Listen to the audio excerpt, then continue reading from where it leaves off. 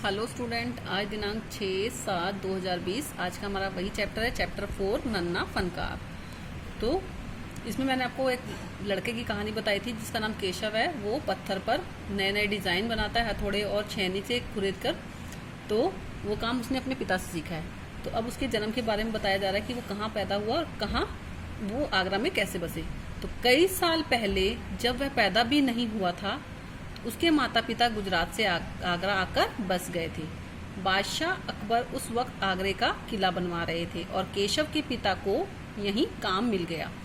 तो कई साल पहले की बात है, जब वो पैदा भी नहीं हुआ था तो उसके माता पिता गुजरात से आगरा में आकर बस गए थे, तो वहीं रहने लग गए थे। ये उस समय की बात है जब बादशाह अकबर अपना किला बनवा रहे थे आगरा में। तो उसी किले में काम करने का उसके पिता भी काम करने लग गए थे, उसमें काम करने को मिल गया था पिता को। तो केशव का जन्म भी आगरे में ही हुआ था। उसे गुजरात के पुश्तैनी गांव में जाने का तो कभी मौका ही नहीं मिला। पुश्तैनी मतलब पूर्वजों के, मतलब दादा वगैरह के गांव में जाने का तो कभी उनको मौका ही नहीं मिला था। वो कभी नहीं गया था गुजरात। आगरे की गलियां और अब सीकरी, सीकरी जो है आगरा से थोड़ी दूर पर 40 किलोमीटर दूर की दूरी पर एक शहर है।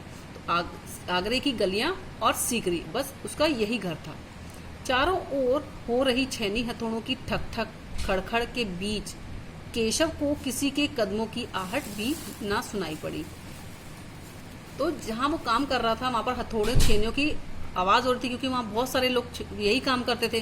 तो छेनी हथौड़ों की ठक ठक और खड़खड़ के बीच केशव को किसी के कदमों की भी आवाज या आहट सुनाई नहीं पड़ी कि कौन आ रहा है उसके पास।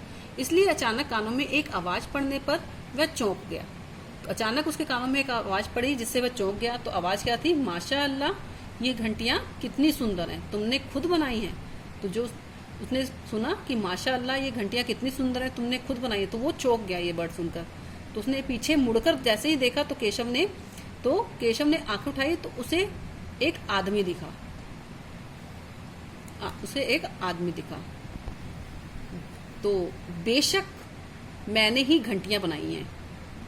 तो केशव बोला उस आदमी से कि बेशक मैंने ही ये घंटियां बनाई हैं। तो क्या मैं आपको पत्थरों पर नक्काशी करता नजर नहीं आ रहा? तो केशव उस आदमी से फिर बोलता है कि क्या मैं आपको इस पत्थर पर नक्काशी करता हुआ दिख नहीं रहा?